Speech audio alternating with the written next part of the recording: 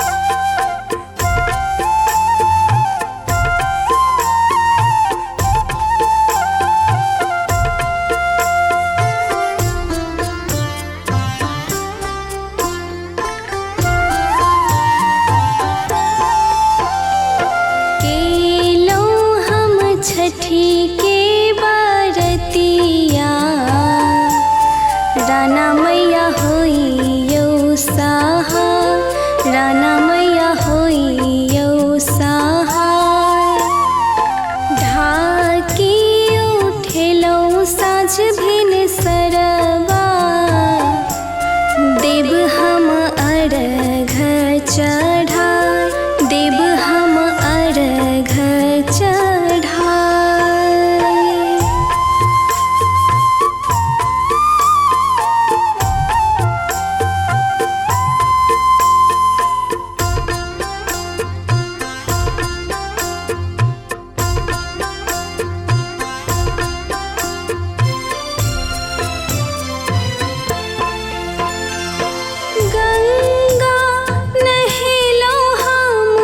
जमुना नहिलो, आह के सुमरी देव हो खरना केलो।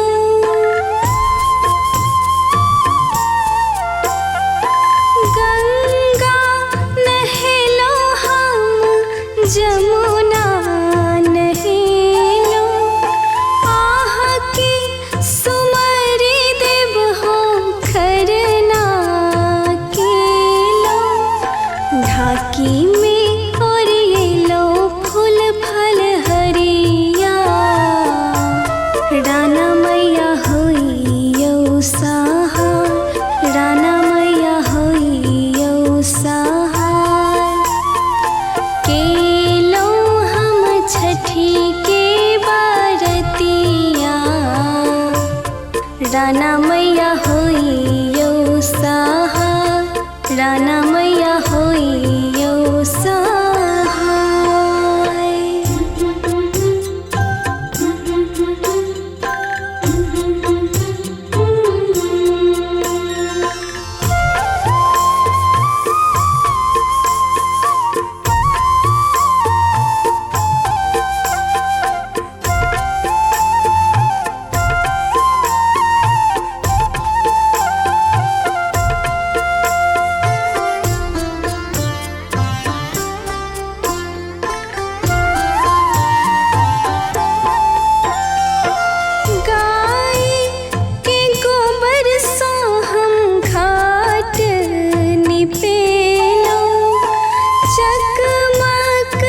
चकमक माई है चहुदिश सजेलो।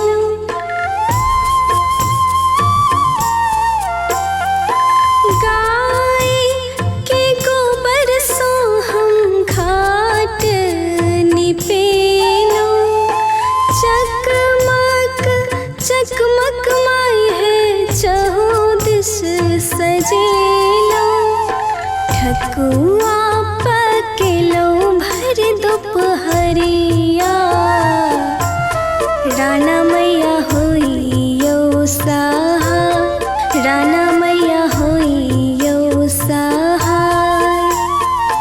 केलो हम छठी के बारतिया, राना मैया होइयो सहाय, राना मैया होइयो सहाय।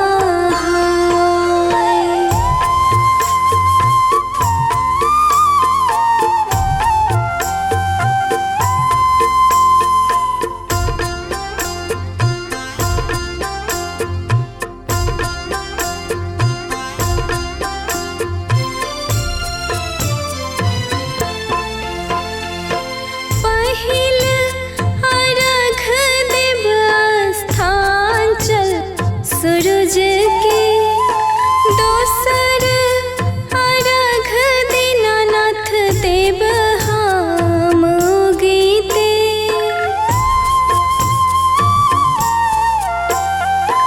पहिल अर्घ देव स्थान चल सूरज के, दोसर अर्घ दीनानाथ देव हम गीते। अचरा में मांगब हम आशीषिया, अन धन दियो बरसा, अन धन दियो बरसा। केलो हम छठी के बारतिया, राना मैया होइयो सहाय, राना मैया होइयो सहाय।